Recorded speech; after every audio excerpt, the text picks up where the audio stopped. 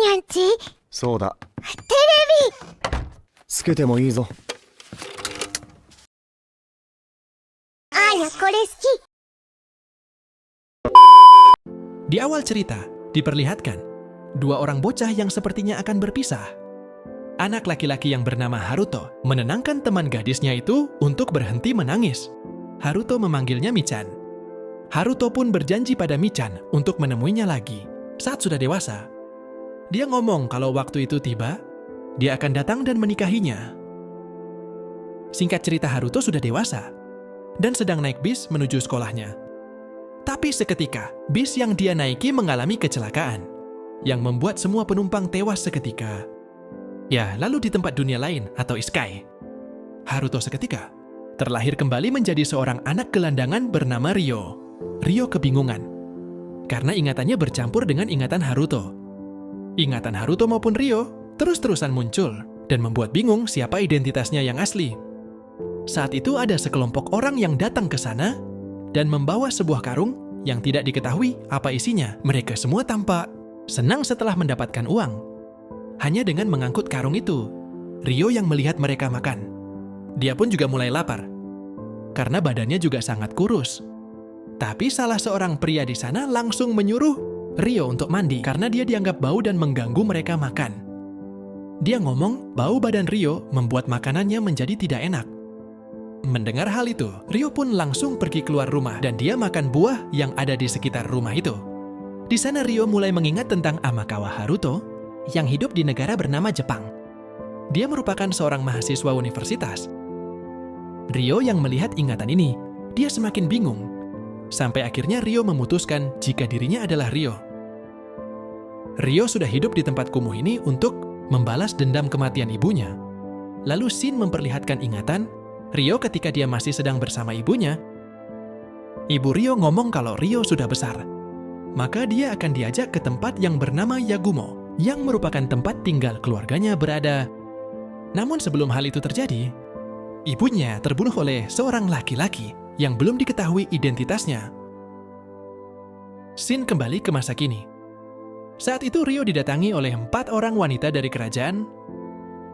Lalu seorang kesatria bernama Vanessa bertanya dengan nada kasar pada Ryo, apakah dia melihat seorang gadis dengan rambut ungu? Ryo menjawabnya dengan nada dingin kalau dia tidak tahu apapun mengenai gadis itu. Lalu seorang wanita bernama Zalia menghampiri Ryo dan bertanya dengan baik-baik. Zalia bertanya pada Ryo untuk mencari informasi mengenai putri kerajaan yang diculik. Ryo mengatakan kalau dia benar-benar tidak tahu. Lalu Vanessa minta Celia untuk memeriksa apakah ada sihir yang bisa direspon di sekeliling tempat itu. Celia pun menggunakan sihir area untuk mendeteksi sihir. Namun Celia sepertinya tidak merasakan adanya reaksi sihir yang lain, karena dia hanya mendeteksi satu sihir, yang mana itu berasal dari Ryo. Setelah itu mereka berempat sepertinya akan pergi. Tapi sebelum itu, Celia memberikan uang pada Ryo sebagai tanda terima kasih atas informasinya. Lalu Celia dan yang lainnya langsung pergi meninggalkan Ryo di sana. Ryo yang melihat uang yang diberikan Celia tadi, dia langsung menyembunyikannya dan dia berlari ke dalam rumah.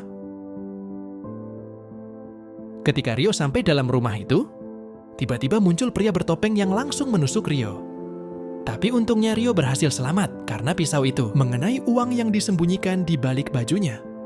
Tetapi sepertinya pria bertopeng itu masih berniat membunuh Ryo. Ryo yang melihat semua orang telah mati, ia pun bertanya-tanya siapa sebenarnya pria bertopeng ini. Seketika pria bertopeng langsung mengarahkan pisaunya lagi ke arah Ryo. Tapi secara tiba-tiba, muncul seorang wanita berambut pink yang menghentikan waktu. Wanita itu ngomong kalau dia akan mengajari Ryo menggunakan sihir. Jadi pada akhirnya, Ryo bisa menggunakan sihir untuk menyerang balik pria bertopeng itu. Ryo dan pria itu bertarung dengan sengit, tapi kekuatan sihir itu membuat Ryo bisa mengalahkan pria tersebut. Setelah pertarungan ini, tiba-tiba terdengar suara dari dalam karung. Ryo pun membuka karung itu, dan ternyata di dalamnya ada seorang gadis yang tengah diculik. Ternyata dia adalah putri dari kerajaan, Beltram bernama Flora. Saat itu, Flora minta Ryo agar mengantarkannya kembali ke kerajaan. Tapi di saat akan pergi, Flora kembali pingsan setelah melihat pria yang terbunuh di sampingnya. Melihat hal ini, Rio pun langsung bawa Flora keluar dari rumah itu. Sesampainya di luar rumah, Rio kembali bertemu dengan Celia dan yang lainnya. Saat itu Christina yang melihat Rio menggendong Flora, ia pun langsung menuduh Rio dan menganggap Rio sudah berbohong pada mereka. Lalu Vanessa menyuruh Rio untuk ikut ke istana. Tapi Rio menolaknya karena mereka sangatlah sombong dan kasar. Tetapi akhirnya dia mau ikut karena Vanessa mengancamnya dengan pedang. Sementara itu di rumah tempat penculikan, terlihat ada pasukan kerajaan yang memulai penyelidikan. Salah seorang pasukan menemukan seseorang yang masih hidup, dan ternyata orang itu adalah pembunuh yang sudah dikalahkan oleh Rio. Namun terlihat seorang pria berjubah yang menghancurkan kristal di tangannya. Dan hal ini mengakibatkan pria yang tertangkap itu pun langsung mati seketika. Scene beralih ke kerajaan Beltram. Saat itu Rio sedang diikat dan diinterogasi oleh Charles. Dia merupakan wakil kapten pengawal kerajaan. Di sana Charles menggunakan cara yang kejam untuk membuat Rio mengakui keterlibatannya dalam penculikan, tetapi Rio sudah dihajar habis-habisan. Dan dia terus membantah, karena dia memang tidak terlibat dengan penculikan itu. Di sisi lain, di dalam kamar kerajaan, Flora sepertinya sudah sadar dari pingsannya. Saat itu Flora menyuruh Vanessa untuk menjelaskan situasi saat ini. Setelahnya Flora yang sudah mengerti situasi sekarang, dia pun ngomong kalau dia harus bertemu dengan Rio. Karena Flora berhutang nyawa padanya. Setelah mendengar hal itu, Vanessa dan Celia langsung pergi ke ruang interogasi. Tetapi sesampainya di sana, mereka dikejutkan ketika melihat Rio yang sudah babak belur karena dihajar oleh Charles. Vanessa pun ngomong pada Charles, jika seharusnya penyelidikan tentang Rio dilakukan dengan sopan, tetapi Charles hanya mementingkan reputasinya dan menganggap Rio adalah salah satu teman penculik itu. Tetapi dia langsung diam setelah Vanessa memberitahunya jika Putri Flora sudah bangun, dan Putri Flora mengatakan kalau dia berhutang nyawa pada Rio. Mendengar hal itu, Charles berkeringat dan menyuruh bawahannya untuk melepaskan Rio yang sudah babak belur itu. Beberapa saat setelahnya Rio sudah sadar dan semua lukanya sudah sembuh. Sekarang dia telah disembuhkan oleh Celia dengan sihir penyembuhnya. Saat itu Rio berterima kasih dan dia menanyakan apa yang akan terjadi padanya sekarang. Lalu Celia menjawab jika Rio harus menghadiri pertemuan dengan Yang Mulia Raja. Rio meminta Celia agar mengajari dirinya tata krama untuk pertemuan itu. Celia pun dengan senang hati mengajari Rio untuk mengajarinya tata krama kerajaan. Hari berikutnya, Rio sudah memasuki aula kerajaan untuk bertemu dengan keluarga kerajaan. Lalu dia memberikan hormat pada raja dan menundukkan kepalanya. Saat itu sang raja mengucapkan terima kasih pada Rio karena telah menyelamatkan putrinya. Raja memutuskan untuk memasukkan Rio ke dalam Akademi Kerajaan Beltrum sebagai murid beasiswa. Setelah itu Rio kembali ke aula kerajaan dan dia bertemu lagi dengan Celia. Sepertinya Celia ingin menilai kemampuan akademik Rio dan bertanya, apakah Rio sudah bisa baca tulis? Rio jujur kalau dia belum pernah sekolah sebelumnya, jadi dia belum bisa baca tulis. Mendengar hal ini, Celia minta Rio untuk datang ke laboratorium sepulang sekolah. Karena Celia ingin membantu Rio belajar. Setelah perbincangan itu, Celia membawa Rio ke kelasnya untuk mengikuti pelajaran. Tapi saat berada di kelas, semua anak yang merupakan anak bangsawan tampaknya tidak mau menerima kedatangan Rio yang merupakan rakyat jelata. Tetapi Celia langsung menyuruh semuanya untuk tenang, karena pelajaran akan dimulai. Setelah kelas selesai, Rio pergi ke laboratorium untuk menemui Celia untuk belajar. Rio pun mulai belajar dengan serius bersama Celia. Sepertinya sekarang dia sudah bisa mengerjakan soal-soal dari dunia ini. Sebenarnya Celia cukup terkejut karena Rio berhasil mengerjakan semua soal dengan benar. Padahal di dalam kelasnya, hanya Putri Christina saja yang bisa mengerjakan soal-soal itu. Rio sadar jika hal ini masuk akal karena dia sebelumnya merupakan seorang murid universitas. Jadi setelah itu, Rio minta bantuan Celia untuk memberikan rekomendasi buku untuk dirinya. Pagi berikutnya, kelas kembali dimulai. Saat itu, para siswa sedang dilatih menggunakan pedang.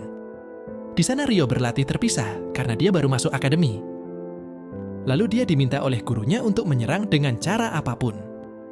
Rio langsung membuang tameng dan bersiap menyerang dengan pedangnya. Saat itu Rio teringat kehidupan Haruto di Jepang. Ketika dia dilatih oleh kakeknya bela diri Gendo, lalu Ryo langsung mempraktikkan itu dalam pertarungan melawan gurunya. Setelah pertarungan selesai, Ryo dipuji karena dia memiliki bakat untuk menjadi kesatria. Namun ternyata Ryo menolak tawaran itu karena dia tidak tertarik untuk menjadi kesatria. Hari terus berganti. Saat itu Ryo mulai belajar untuk ulangan akhir semester. Celia ngomong pada Ryo untuk tidak perlu mengkhawatirkan peringkat karena dia juga baru saja masuk sekolah. Namun Ryo akan berusaha dengan maksimal dalam ulangan ini. Ujian akhir semester pun dimulai. Saat ini Ryo mengerjakan semua soal yang diberikan dengan mudah. Setelah ujian selesai, Ryo tiba-tiba teringat kenangan masa lalunya saat di Jepang. Dia teringat teman masa kecilnya, yaitu Ayase Miharu. Tapi saat orang tua Haruto bercerai, mereka pun akhirnya terpisah. Lalu ketika Haruto kembali bertemu dengan Miharu saat SMA, ternyata hanya sampai di situ saja kisah mereka. Karena Miharu sepertinya tidak pernah kembali lagi ke sekolah. Seolah dia sedang menghapus dirinya dari kehidupan Haruto, Ryo tidak mau memikirkan hal ini lagi. Karena dia bertekad untuk menjadi lebih kuat dan tangguh dan balas dendam kematian ibunya. Keesokan harinya, ada banyak siswa yang berkumpul di depan papan pengumuman. Ternyata Ryo mendapatkan nilai terbaik bersama dengan Putri Christina. Tetapi saat itu, ada seorang siswa bernama Alphonse tidak mengakui hal ini. Karena dia menganggap kalau rakyat jelata tidak mungkin bisa mendapatkan nilai setinggi itu. Di saat yang sama, Ryo datang ke sana. Lalu Alphonse langsung menuduh Ryo berbuat curang. Tetapi Celia datang dan ngomong kalau semua pencapaian ini adalah kerja keras Ryo selama ini. Saat itu pun Alphonse langsung terdiam dan langsung pergi dari istana. Akan tetapi dia masih tetap tidak mau mengakui hal itu. Beberapa saat kemudian, Celia mengucapkan selamat pada Ryo karena sudah mendapatkan peringkat pertama. Lalu Celia juga ngomong kalau dia mulai khawatir karena akan ada semakin banyak siswa yang ingin menyalahkan Ryo. Tapi Ryo ngomong kalau dia sudah terbiasa dengan situasi seperti itu. Lagi pula Ryo juga memiliki Celia yang sudah dia anggap sebagai teman. Hari berikutnya, guru berpedang mengatakan pada para muridnya, jika dia akan memilih 3 siswa, ketiga siswa inilah yang akan mengikuti turnamen antara murid akademi dengan kesatria kerajaan. Saat itu siswa yang dipilih adalah Alphonse, Stewart, dan yang terakhir adalah Ryo. Lagi-lagi Alphonse kembali nggak terima dan ia pun protes pada gurunya. Tapi guru berpedang mengatakan kalau semua ini telah diputuskan. Singkat cerita 5 tahun pun berlalu. Ryo sedang berbincang dengan Celia di laboratorium. Di sana mereka membicarakan tentang turnamen antar murid dengan kesatria. Lalu Celia ngomong jika Ryo bisa menunjukkan hasil baik saat turnamen, kemungkinan Ryo akan direkrut sebelum lulus. Tapi Ryo tidak punya niat untuk menjadi kesatria. Jadinya Celia bertanya tentang apa yang akan dilakukan Ryo setelah lulus. Lalu Ryo menjawab kalau dia akan melakukan perjalanan karena dia memiliki tempat yang ingin dikunjungi, yaitu Yagumo. Tempat itu merupakan kampung halaman orang tuanya. Celia pun ngomong jika Yagumo itu adalah tempat di tepi hutan belantara. Ryo sedikit teringat dengan ibunya sewaktu masih hidup, sampai akhirnya turnamen antar kesatria kerajaan dan murid akademi dimulai. Saat itu komandan pasukan bernama Alfred menjadi wasit.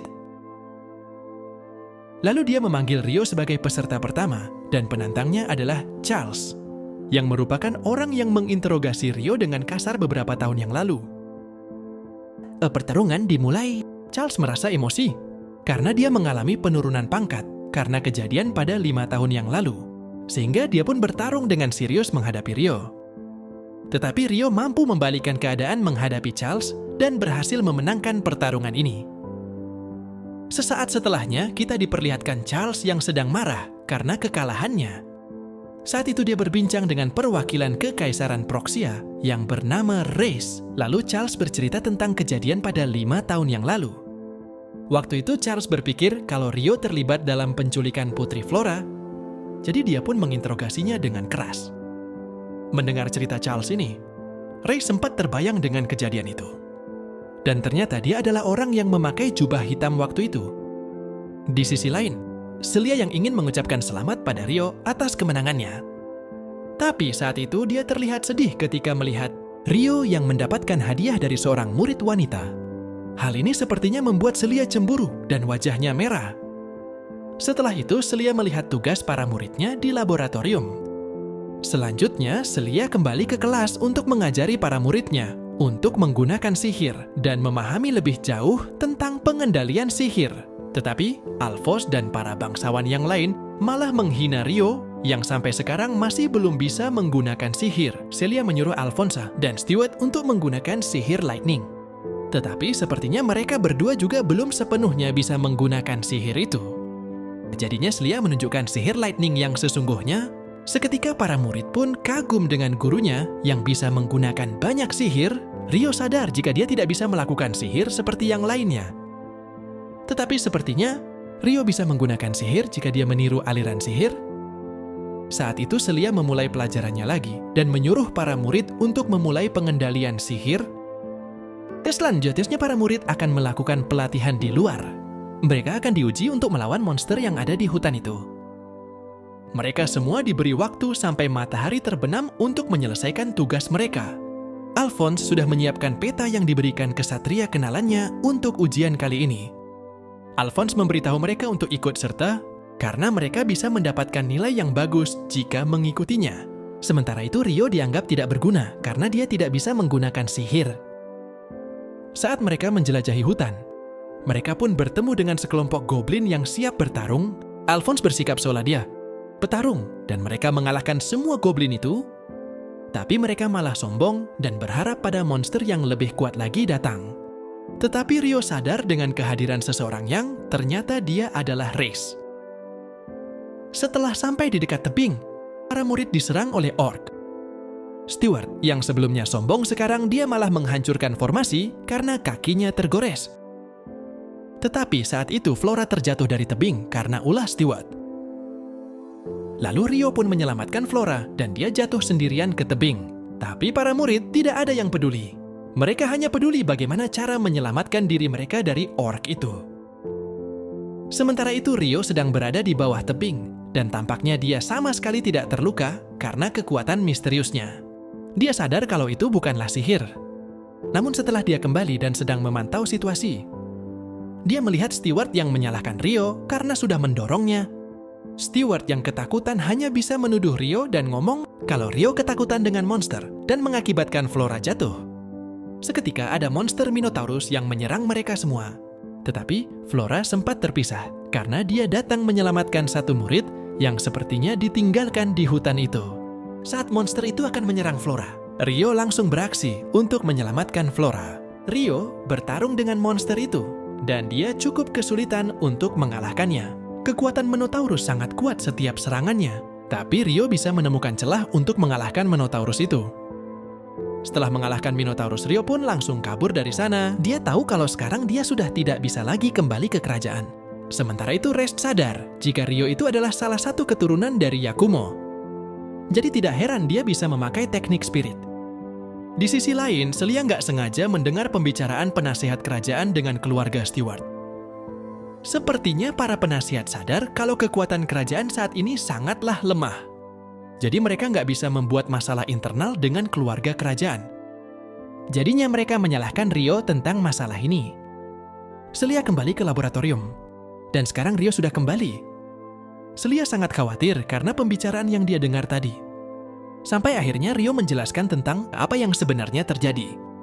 Rio sudah sadar kalau yang bisa menentukan siapa yang salah adalah orang-orang yang berkuasa.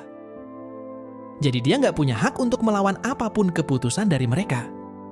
Lalu Rio mengucapkan selamat tinggal pada Celia, karena sepertinya dia sudah nggak bisa tinggal lagi di kerajaan ini.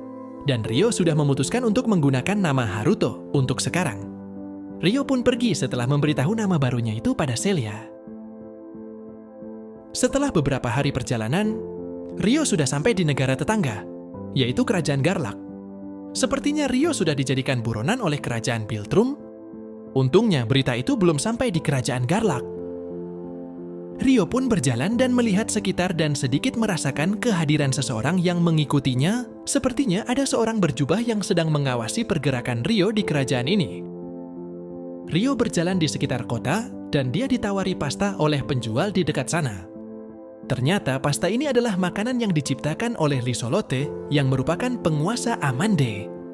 Lalu Rio pun mencoba pasta itu dan merasa bernostalgia dengan rasa pasta itu. Lalu Rio juga berpikir kalau mungkin Liselotte juga merupakan bagian dari dunia Haruto sebelumnya. Tapi Haruto nggak mau terlalu memikirkannya karena dia sudah niat untuk membalas dendam. Selanjutnya Rio bertanya pada penjual mie pasta itu untuk membeli persediaan pasta mentah dalam perjalanannya. Penjual itu meminta Rio untuk pergi ke serikat pedagang Rika. Lalu Rio melihat pelayan yang ada di serikat itu yang sedang menjual manju. Lalu Rio masuk ke dalam dan disambut oleh pelayan yang ditugaskan untuk memandu Rio. Nama pelayan ini adalah Lotte. Lotte pun membantu Rio untuk mengenalkan semua produk makanan yang ada di sana. Setelah itu Rio membeli semua persiapan perjalanannya untuk saat ini. Lalu Rio sedikit beristirahat sambil minum teh yang diberikan di serikat itu. Ternyata Lotte sangat bersemangat berbicara dengan Rio, yang tahu banyak tentang teh. Setelah itu Rio menulis surat sebelum berangkat perjalanan ke Yakumo. Surat itu sepertinya diberikan untuk Celia agar dia tidak terlalu khawatir. Setelah Haruto pergi, ternyata Lotte ini adalah Liselotte yang merupakan penemu pasta. Haruto kembali melanjutkan perjalanan, tapi di tengah perjalanan ia melihat seorang gadis yang pingsan. Tapi ternyata itu adalah jebakan yang dilakukan oleh gadis tersebut. Rio sepertinya terkena racun, tapi dia masih berusaha melawan karena dia punya tujuan yang harus dia selesaikan. Lalu Rio pun bertarung dengan teknik spirit dan mengalahkan gadis itu. Gadis ini menangis ketakutan karena mengiranya Rio akan membunuhnya. Dia berteriak memanggil ibunya dan minta tolong. Lalu Rio pun menenangkan gadis itu dengan menggunakan kekuatan spiritnya. Gadis itu tertidur. Lalu Rio nggak sengaja melihat kalung budak yang digunakan di leher gadis itu menurut buku yang dia baca sebelumnya. Ada sihir yang bisa melepaskan kalung budak itu. Nama sihir ini adalah Dispel. Rio mencoba menggunakan sihir Dispel. Dan ternyata dia bisa melepaskan kalung budak itu dengan gampangnya. Lalu kita flashback tentang kehidupan gadis ini. Ternyata gadis ini adalah salah satu penumpang yang mati karena kecelakaan bis waktu itu. Namanya dulu adalah Suzune. Tetapi dia telah terlahir kembali menjadi seorang gadis budak yang bernama Latifah. Sepertinya Latifah adalah budak Stewart. Stewart menyiksa Latifah dengan menggunakan kalung budak itu dan membuat Latifah mengalami trauma mental. Padahal dia baru saja terlahir kembali. Sampai sekarang pun Latifah sangat takut dengan manusia.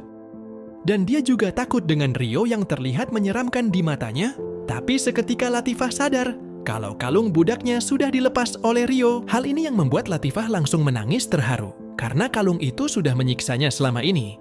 Lalu Rio bertanya tentang siapa yang memerintahkan Latifah untuk menyerang dirinya. Tetapi Latifah menjawab kalau dia nggak tahu siapa nama tuannya. Tetapi dia tahu tentang nama orang yang selalu menyiksanya. Nama orang itu adalah Stewart. Rio pun langsung sadar kalau Stewart adalah orang yang ingin melenyapkan bukti. Rio bertanya lagi pada Latifah, apakah sekarang dia masih punya niat untuk menyerangnya lagi? Tapi Latifah menggelengkan kepalanya karena dia sudah terlepas dari perbudakan. Lalu Rio pun menyuruh Latifah untuk pergi sesukanya. Tapi Rio sadar jika budak pasti tidak punya tempat untuk ditinggali selain tuannya. Jadi Rio memberitahu Latifah untuk pergi ke hutan belantara, karena di sana akan ada tempat tinggal para budak yang sama seperti Latifah. Sebenarnya arah ini sama seperti arah yang dituju Rio. Jadi Latifah memutuskan untuk ikut Rio untuk pergi menjelajah ke hutan belantara. Akan tetapi Rio juga tidak mau langsung menerima orang yang baru saja membahayakan nyawanya. Tapi Latifah menyuruh Rio untuk memasangkan kalung budaknya lagi agar Rio percaya padanya. Pada akhirnya Rio hanya menyuruh Latifah untuk melakukan apapun sesukanya saja. Perjalanan mereka berdua dimulai. Rio memberikan roti dan membuat Latifah menangis terharu setelah kehidupannya sebagai budak. Di tengah perjalanan Rio dan Latifah membuat tenda kecil di hutan untuk makan malam. Seketika Latifah begitu bersemangat memakan pasta itu. Rio juga curiga jika Latifah orang dari dunia lain, karena dia menyebutkan makanan itu dengan nama spaghetti. Sampai pada malam harinya Rio yakin setelah Latifah mengigau ingin pulang ke Tokyo. Paginya Latifah ingat jika wajah Rio itu mirip dengan kakak yang dia lihat di bis waktu itu. Jadi dia bertanya pada Rio, apakah dia boleh memanggilnya kakak. Sepertinya Rio juga nggak keberatan dengan hal ini, karena dia kasihan melihat kisah Latifah yang masih kecil, tapi dia malah terlahir kembali menjadi budak di isekai. Setelah itu Rio melanjutkan perjalanan menuju pohon besar. Tetapi sepertinya Latifah tidak bisa melihat pohon besar itu. Singkat cerita, malam hari pun tiba, dan terlihat Latifah mimpi buruk dan mengigau lagi. Akhirnya Rio menggunakan kekuatan spiritnya untuk menenangkan Latifah supaya tidak mengingat ingatan buruk lagi. Malam itu Rio tiba-tiba diserang oleh sekelompok asing dengan bahasa yang aneh.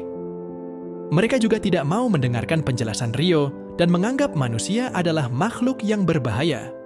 Tapi mereka sempat tenang, tapi akhirnya mereka menyerang lagi setelah melihat Latifah ada dalam tenda.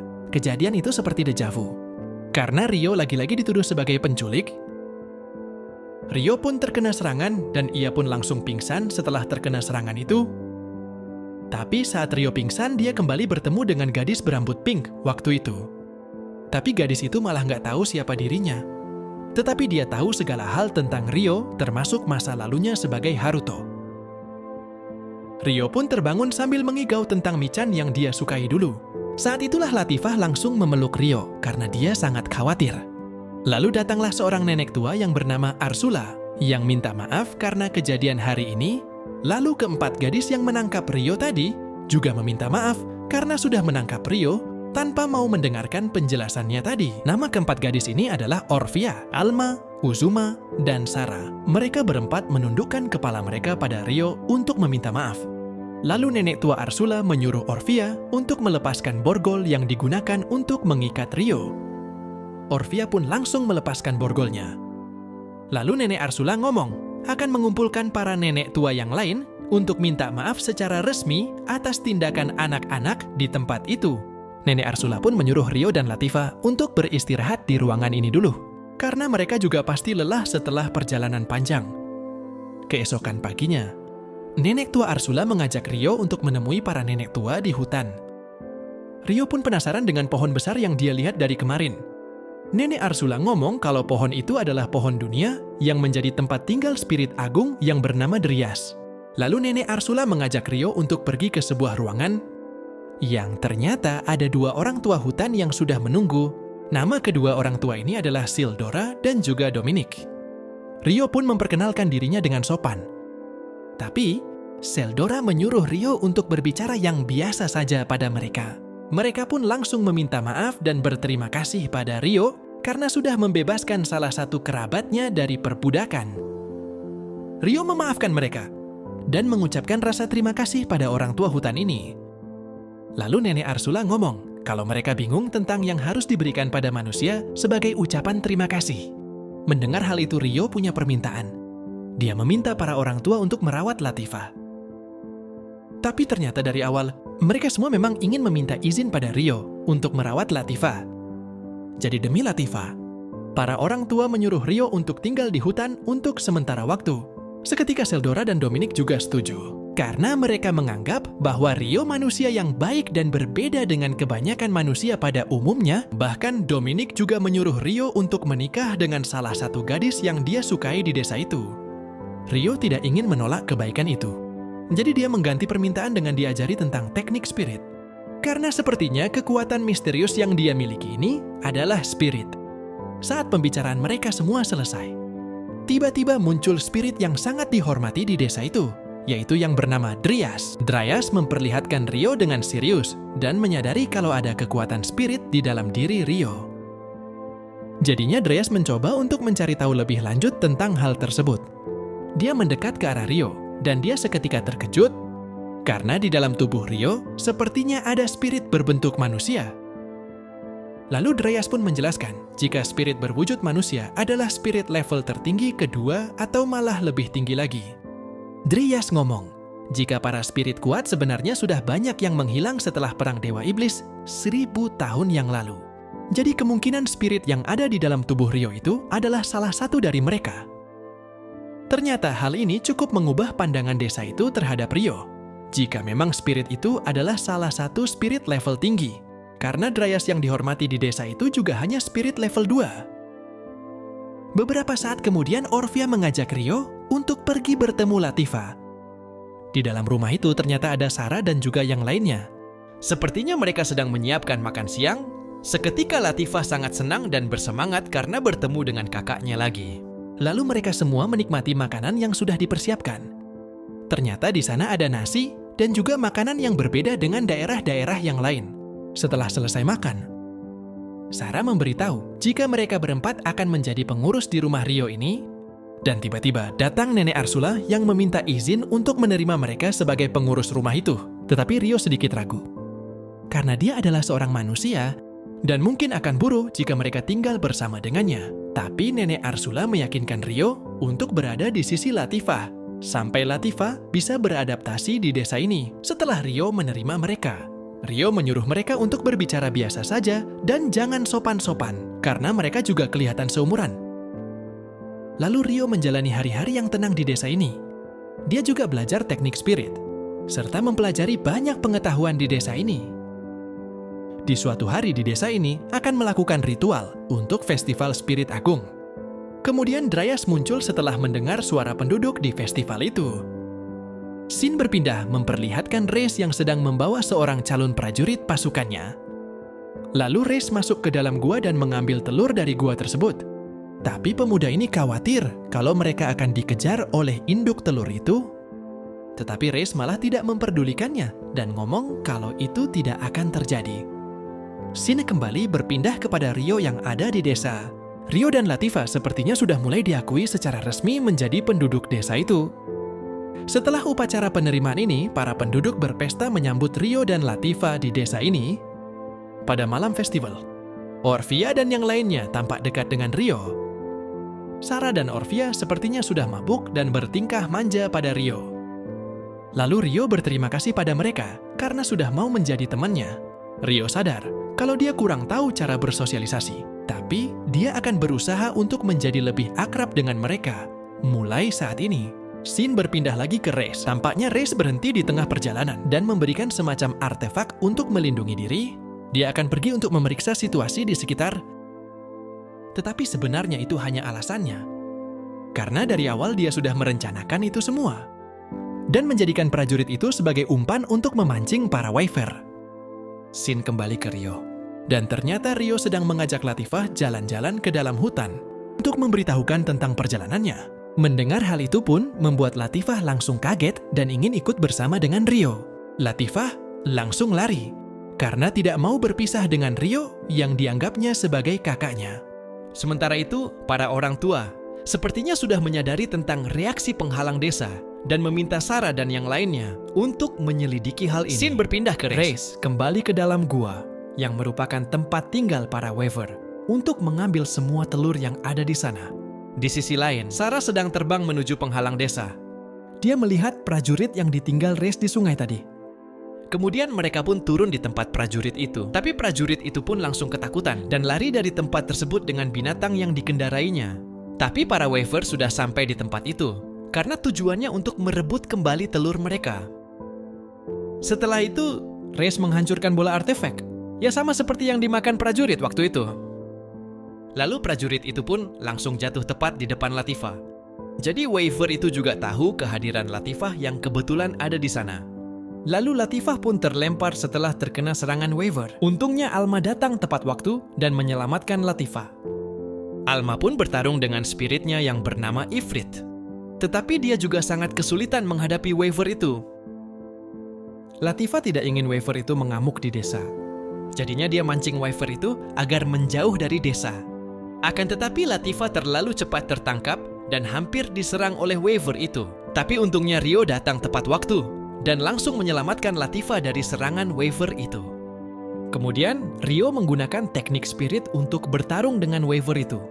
Rio pun menghantam mulut Wyver yang akan menyemburkan api dan seketika membuat api itu meledak di mulut Wyver tersebut. Setelah itu Sarah dan yang lainnya datang ke sana karena para Wyver sudah kembali ke tempat asalnya. Lalu Sarah ngomong kalau para Wyver adalah makhluk yang pengecut. Jadi mereka akan takut jika salah satu dari mereka telah dikalahkan.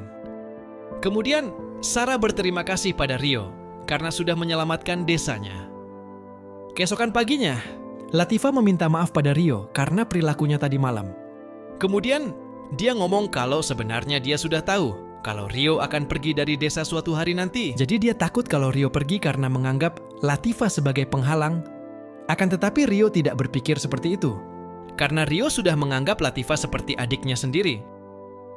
Saat itu pun Latifah akhirnya mau membiarkan kakaknya untuk pergi melanjutkan perjalanannya lagi. Karena dia yakin kalau mereka akan bertemu lagi di masa depan. Kemudian, Latifah menceritakan tentang dirinya yang merupakan seorang reinkarnasi. Dulunya dia adalah seorang anak yang hidup di Jepang. Akhirnya Rio juga memberitahu Latifah jika dia juga seorang reinkarnasi dari bumi. Pembicaraan mereka pun selesai setelah membicarakan masa lalu masing-masing. Akhirnya Rio berpamitan dengan para orang tua. Saat itu Dominic memberikan pedang dan armor yang terbuat dari kulit wafer yang dikalahkan Rio beberapa waktu lalu. Tidak hanya itu, Seldora juga memberikan gelang penyimpanan ruang untuk mempermudah perjalanannya. Kemudian Rio pun menyimpan semua barangnya itu ke dalam gelang ruang itu. Setelah berpamitan, Latifah dan yang lainnya mengantarkan kepergian Rio dalam perjalanan ini. Lalu Latifah menangis setelah Rio pergi menjauh dari sana. Singkat cerita, Rio sudah sampai di Yakumo. Akan tetapi, dia belum juga menemukan petunjuk apapun tentang ayah dan ibunya. Lalu Rio meminta tolong pada dua gadis yang sedang memanen sayur untuk bertemu dengan kepala desa. Ternyata kepala desa mereka adalah nenek dari salah satu gadis ini. Nama gadis itu adalah Ruri. Sementara gadis yang satunya adalah Sayu. Kemudian Ruri mengajak Rio untuk menemui neneknya yang bernama Yuba. Rio pun memberitahu tujuannya yang ingin mencari tahu tentang seseorang yang pernah tinggal di desa. Rio pun menceritakan tentang orang tuanya yang bernama Zen dan Ayame. Mendengar kedua nama itu pun Yuba seketika langsung terkejut. Dan Yuba menyuruh cucu dan temannya itu untuk kembali ke ladang.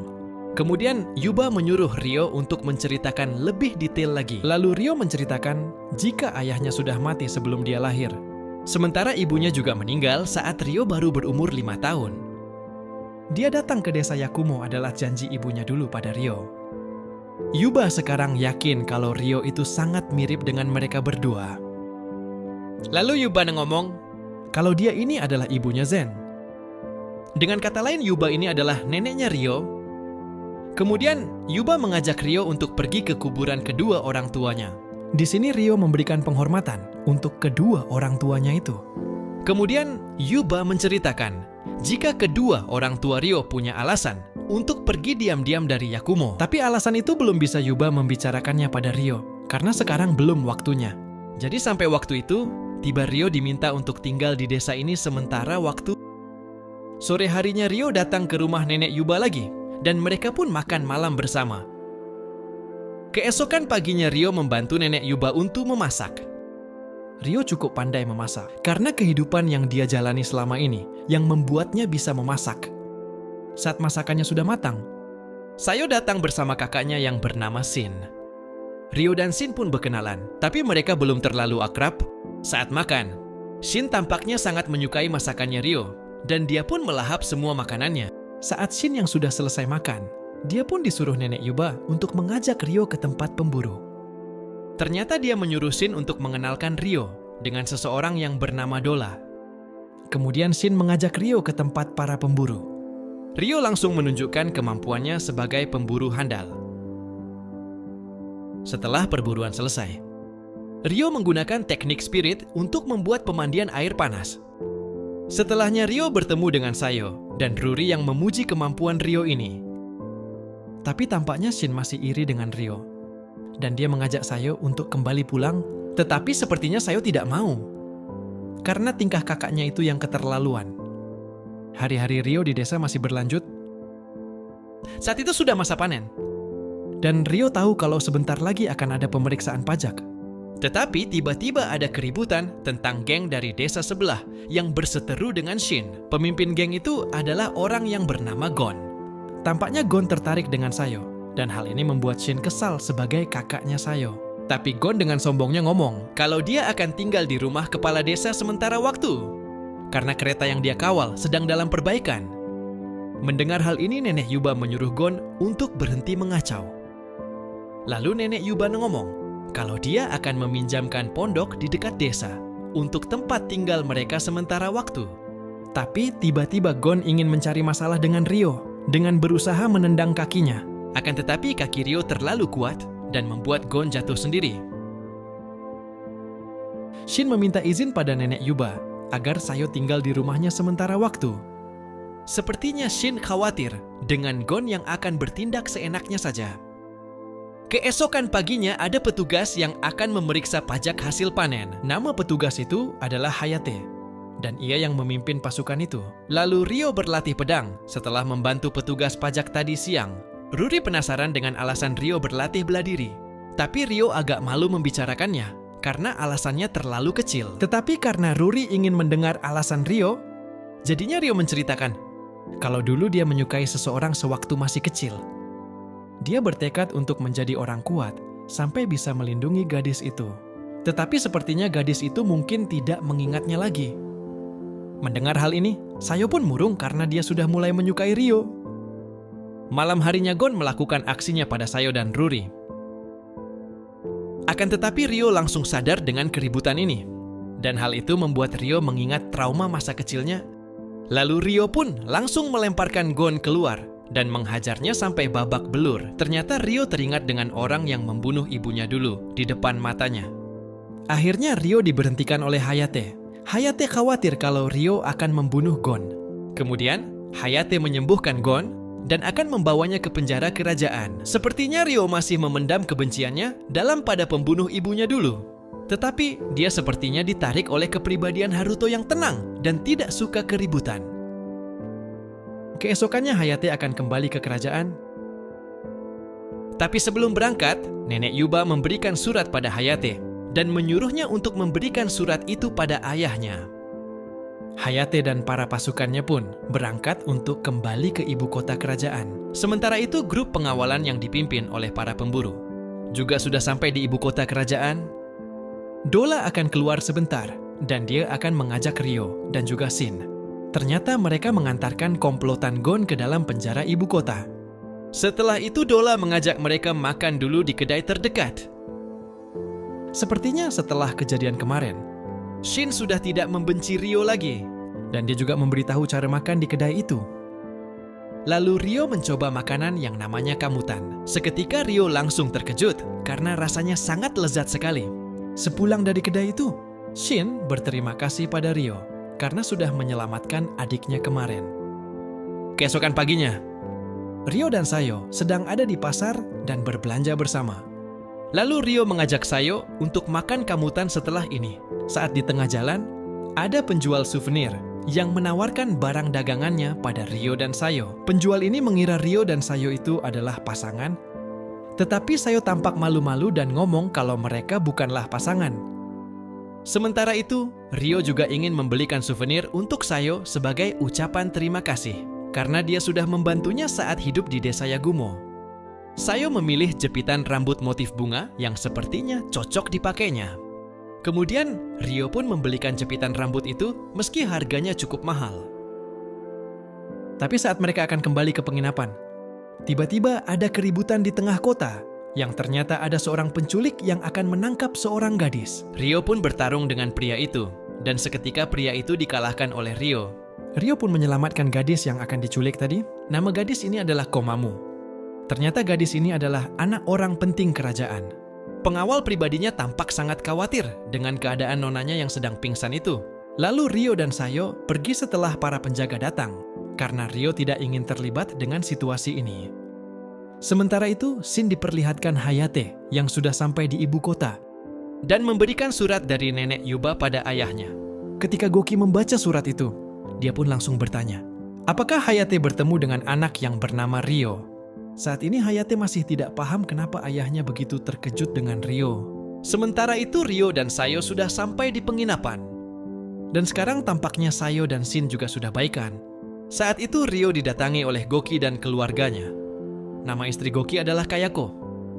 Ternyata mereka adalah orang yang melayani ibunya Ryo dulu, sewaktu di kerajaan Karasuki. Goki mengatakan ibunya Ryo adalah anggota keluarga kerajaan Karasuki.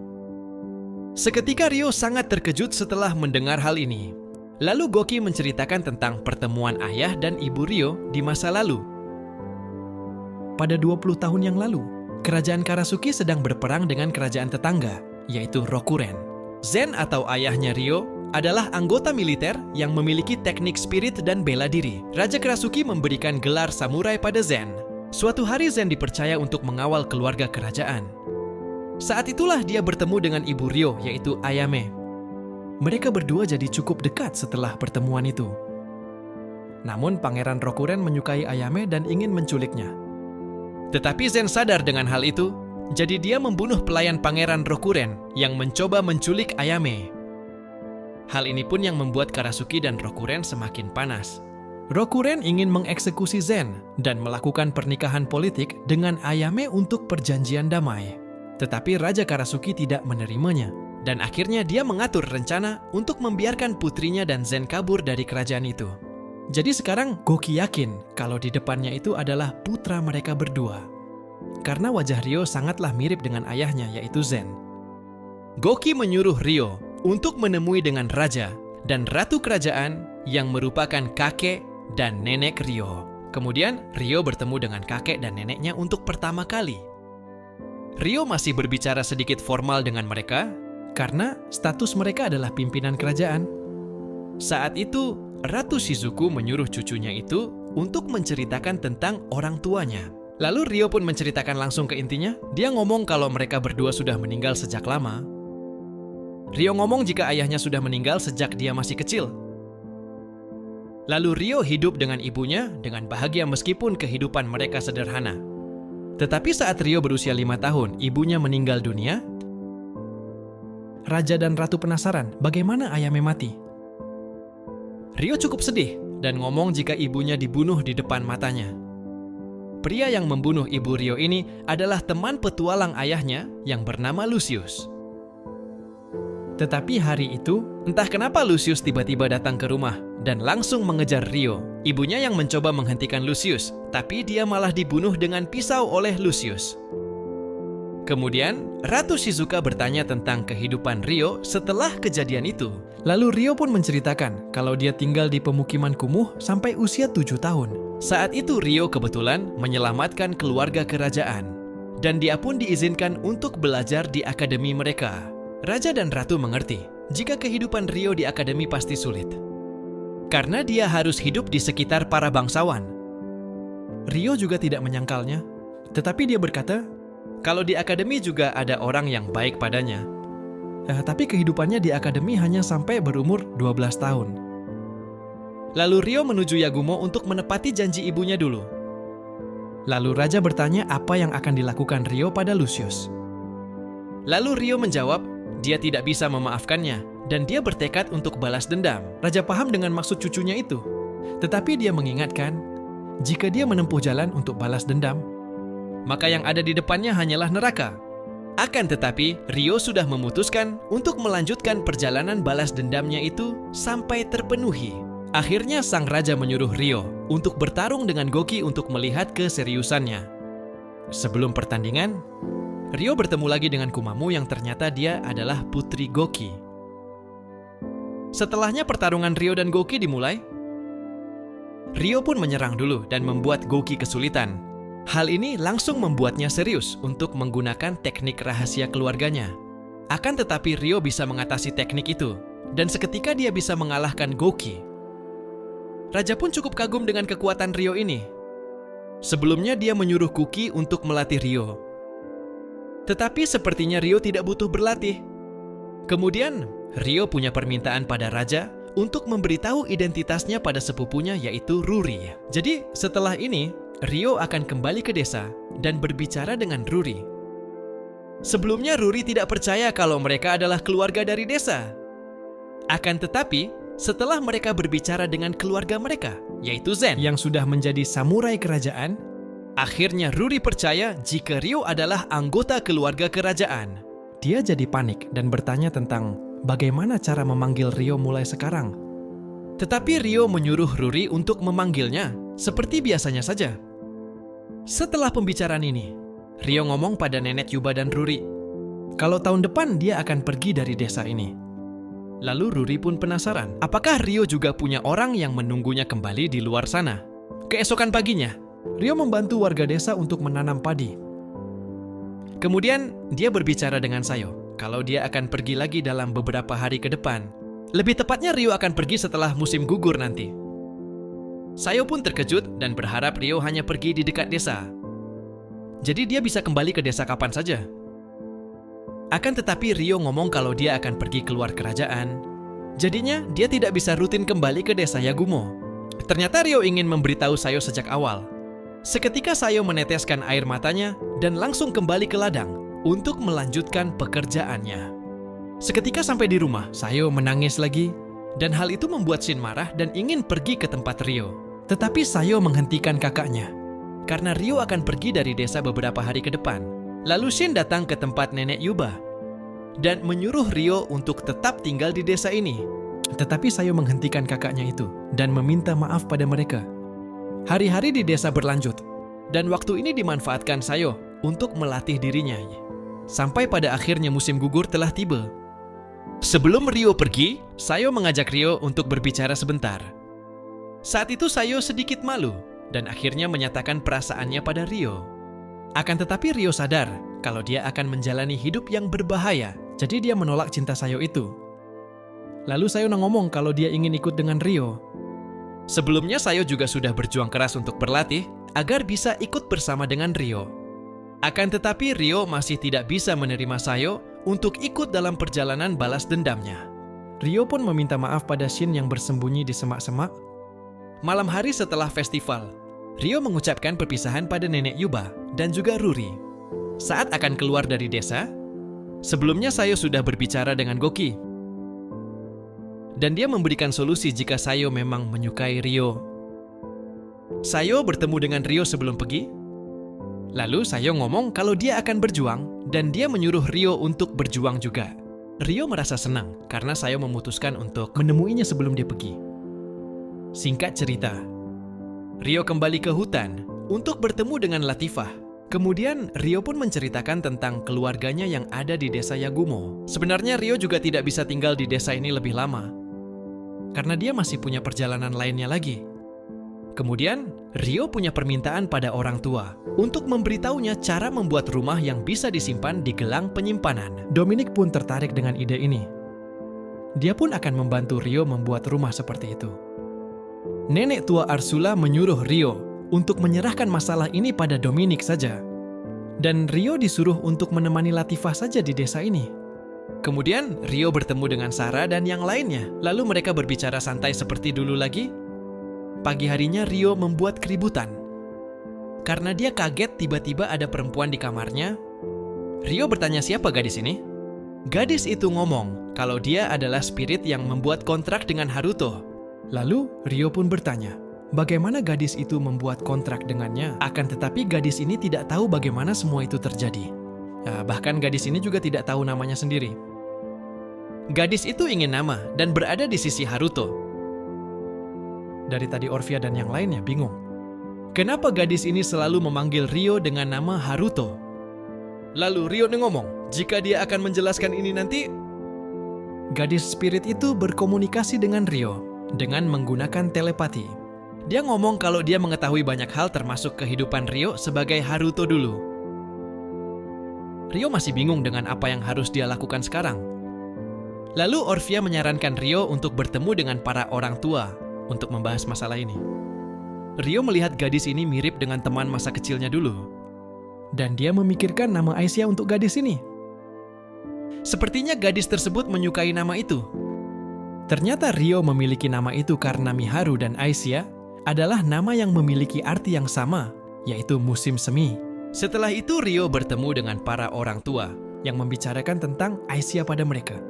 Saat itu Dryas datang dan bertemu dengan Aisyah. Sepertinya Dryas tidak mengenal Aisyah.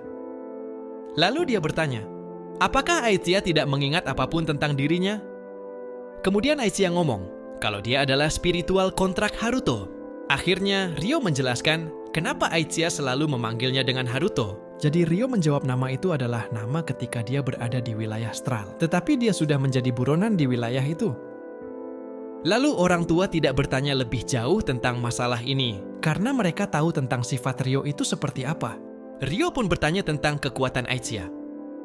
Lalu Aicia menjawab kalau dia menguasai semua elemen. Dan dia pun disuruh untuk bertarung dengan Ryo dan menunjukkan kekuatannya. Akhirnya Ryo dan Aicia bertarung jarak dekat. Lalu mereka menggunakan teknik spirit untuk meningkatkan kekuatan. Mereka juga beradu sihir api dan air dalam pertarungan ini. Sepertinya kekuatan Ryo dan Aicia seimbang. Jadi tidak tahu siapa yang akan menang dalam pertarungan ini. Lalu Dryas ingin mengajari Aicia banyak hal tentang spirit. Karena kondisinya sekarang, Aicia masih sangat berbahaya. Kehidupan Ryo di desa itu berlanjut sambil menunggu Aicia belajar spirit dari Dryas. Singkat cerita, Dominic akhirnya menyelesaikan rumah yang bisa dibawa kemana saja. Akhirnya Ryo pun ngomong kalau dia akan segera berangkat lagi untuk perjalanan berikutnya. Pada malam itu, Latifah ngomong pada Ryo, jika dulu dia pernah bilang kalau dia berasal dari Jepang. Lalu dia menceritakan kalau dulu dia selalu naik bis setiap kali berangkat sekolah. Dan dia selalu bertemu dengan Haruto yang juga naik bis yang sama.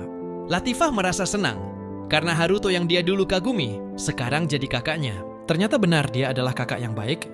Singkat cerita, Ryo berpamitan untuk pergi melanjutkan perjalanannya lagi. Kemudian Nenek Arsula memberikan kristal teleportasi pada Ryo. Jadi Ryo bisa dengan mudah kembali ke desa jika sudah waktunya. Ternyata Seldora juga memberikan anting yang bisa merubah warna rambut Ryo. Dia memberikan itu karena sebelumnya Ryo ngomong kalau dia adalah buronan. Lalu Ryo berpamitan dengan Latifah dan ia pun langsung berangkat. Sepertinya Ryo akan menemui Celia di perjalanan kali ini. Saat sampai di kerajaan Beltram, Ryo heran setelah melihat kota yang sangat ramai. Ryo juga sudah merubah warna rambutnya menjadi putih. Lalu dia bertanya pada penjual makanan di kota itu. Ternyata sebentar lagi akan ada pernikahan antar keluarga bangsawan. Kemudian, Ryo dan Aicia akan pergi ke akademi untuk bertemu dengan Celia. Mereka pun datang ke laboratorium Celia untuk bertemu dengannya lagi. Akan tetapi ruangan itu sudah kosong. Lalu dia menggunakan teknik spirit untuk bertanya pada salah satu pengurus di akademi. Lalu pria itu ngomong kalau Celia ada di istana kerajaan untuk persiapan pernikahan. Hal ini pun membuat Ryo langsung terkejut dan bertanya siapa mempelainya. Ternyata yang akan menikahi Celia adalah Charles. Ternyata ini adalah pernikahan politik setelah kerajaan Beltram kalah melawan kekaisaran Proxia. Ternyata keluarga Charles yang berhasil bernegosiasi perdamaian kedua negara. Lalu Ryo ingin berbicara dulu dengan Celia mengenai masalah ini. Jadi dia menyelinap ke kerajaan dengan bantuan Aicia. Sementara itu kita diperlihatkan ayah Celia yang sepertinya tidak bisa berbuat apapun untuk menyelamatkan putrinya. Ayahnya Celia meminta maaf dalam hatinya, karena dia tidak bisa berbuat apa-apa. Celia juga tidak bisa berbuat apapun, dan dia menjalani pernikahan itu demi keluarganya. Saat itu Celia seketika mengingat Ryo, dan ingin bertemu dengan Ryo untuk terakhir kalinya. Tanpa diduga Ryo berhasil menyelinap ke kerajaan, dan bertemu dengan Celia. Seketika Celia langsung menangis bahagia. Setelah bertemu lagi dengan Ryo, Celia juga ingin mendengar kisah Ryo di perjalanannya kali ini. Kemudian Ryo bertanya, apakah Celia benar-benar menginginkan pernikahan ini? Akan tetapi Celia tidak ingin melibatkan Ryo untuk masalah ini. Jadi dia berbohong kalau ini adalah persetujuannya juga. Dan dia memuji Charles yang lumayan baik padanya. Tetapi Ryo masih tidak percaya. Hal itu membuat Celia bertanya, apakah sebagai gantinya Ryo mau menikahinya? Tetapi Celia melihat Ryo yang diam. Seketika Celia ngomong kalau itu cuma bercanda. Kemudian Celia menyuruh Ryo untuk kembali dan berharap agar dia tidak datang ke pernikahannya besok. Setelah Ryo pergi, Celia hanya bisa menangis di balik pintu. Keesokan paginya, scene memperlihatkan Charles yang sedang berbicara dengan perwakilan kekaisaran Proxia, yaitu Reyes. Akan tetapi sepertinya, Reyes masih memiliki rencana busuk seperti biasanya. Kemudian Charles bertemu dengan Celia yang sedang memakai gaun. Dia juga mengenalkan pada para istrinya, dan juga para selirnya. Ternyata istri pertama sudah mengancam Celia untuk memahami posisinya. Celia hanya bisa menuruti perkataan mereka. Tetapi pembicaraan mereka sepertinya berakhir karena Putri Christina datang untuk menemui Celia. Masalah di kerajaan ini ternyata sangat rumit. Seperti halnya Putri Flora yang kabur juga. Selain itu, kekuasaan kerajaan Christina juga mulai tidak berlaku lagi. Akhirnya pernikahan Celia ini digunakan untuk menutupi ketidakbecusan kerajaan. Christina pun meminta maaf pada Celia dan ngomong, kalau suatu hari nanti Celia bisa menemukan orang yang mengembalikan senyumannya seperti dulu lagi, maka dia berjanji kalau dia akan membantu Celia sekuat tenaga. Sementara itu, Charles yang mulai menekan kekuasaan Alfred untuk menjadi bawahannya. Ternyata Alfred adalah komandan pasukan terkuat di kerajaan ini. Charles hanya menyuruh Alfred untuk mematuhi perintahnya. Akhirnya upacara pernikahan dimulai. Dan ternyata seluruh rakyat tidak tahu tentang konspirasi ini. Mereka malah berteriak bahagia untuk pernikahan kedua bangsawan tersebut. Kemudian, Aicia menggunakan telepati untuk berbicara dengan Celia. Dia menyuruh Celia untuk melihat ke arah Rio berada. Hal ini membuat Celia sedih karena dia tak ingin Rio melihatnya di pernikahan ini. Saat itu Rio bergegas untuk menghancurkan pernikahan itu. Dia pun menyerang para pasukan kerajaan dan menuju tempat Celia. Rio pun berhasil mengalahkan semua kesatria dan juga lolos dari pasukan sihir. Setelah itu para pasukan elit menghadang Rio. Ternyata Charles tidak tahu kalau ini Rio dan malah berpikir kalau penyusup ini akan kalah jika berhadapan dengan pasukan elit ini. Tetapi Rio cukup mudah mengalahkan mereka semua. Lalu Rio menangkap Celia dan bertindak seolah dia sedang menyandera Celia. Kemudian Rio ngomong pada semua orang yang ada di istana jika dia adalah orang yang memiliki dendam kepada Charles.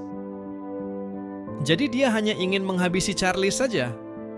Tapi sebelum itu, Rio bertanya tentang isi hati Celia yang sebenarnya Rio sudah trauma. Kalau dia harus kehilangan orang yang disayanginya lagi, Rio berencana untuk membawa Celia lari dari kerajaan itu. Dengan begitu Celia bebas dari pernikahan. Dan ayahnya juga tidak bisa disalahkan. Melihat wajah serius Rio, Celia menyuruh Rio untuk menculiknya. Rio berteriak dan menyuruh Charles untuk menahan malu, karena dia akan menculik pengantinnya di hari pernikahan dirinya. Apalagi ini semua terjadi di depan semua orang. Kemudian Rio lari dari sana dan Celia meminta maaf pada ayahnya. Dia berjanji akan menemuinya lagi suatu hari nanti. Charles menyuruh semua pasukan untuk menangkap Rio. Tetapi sebenarnya itu adalah tindakan bodoh karena dia malah merusak formasi pasukan. Ternyata Rex langsung sadar tentang Rio. Dia tahu kalau Rio adalah anak yang waktu itu dia uji dengan Minotaurus. Dia pun menguji Rio lagi dengan sihirnya. Namun Rio bisa menangkis serangan itu dengan mudah. Lalu Alfred akan bertindak untuk mengepung seluruh kerajaan. Sementara itu Rex juga menyadari kehadiran Aicia, tetapi dia belum bisa melihat wujud Aicia. Lalu Rio berhenti di jalan sempit, dan dia menyuruh Aicia untuk membawa Celia pergi dari kerajaan. Untuk sekarang Rio akan bergerak menjadi umpan dan mengulur waktu. Rio pun bertarung dengan pasukan kerajaan. Akhirnya dia bertemu dengan Alfred. Lalu Alfred menyuruh semua pasukannya untuk mundur. Lalu dia bertarung dengan Rio. Dia merasa terhina karena Rio hanya menggunakan pisau kecil dan tidak menggunakan pedangnya sama sekali. Sampai akhirnya dia serius untuk menggunakan kekuatan penuhnya. Seketika Rio sadar dengan serangan bahaya itu, dan dia pun langsung lari dari tempat itu. Hal ini disadari oleh Alfred yang tidak merasakan perlawanan dari serangan tadi. Singkat cerita, Rio sudah keluar dari ibu kota dan bertemu kembali dengan Aicia dan juga Celia. Tapi tiba-tiba terjadi fenomena alam dengan banyak sinar di berbagai tempat. Saat itu Aicia menyuruh Rio untuk menolong orang-orang itu. Di saat yang sama, ternyata teman masa kecil Haruto juga ikut terpanggil ke dunia ini. Dia sedang bersama dengan dua anak kecil yang bernama Masato dan Aki. Akan tetapi tiba-tiba ada bandit yang datang ke tempat mereka dan bermaksud untuk menculik mereka semua. Untungnya Rio datang tepat waktu dan menyelamatkan Masato dan Aki. Kemudian Rio seketika langsung terkejut saat melihat Miharu juga terpanggil ke Isekai. Pertemuan tadi juga menutup cerita anime ini. Dan terima kasih sudah menonton video ini. Sampai di video berikutnya.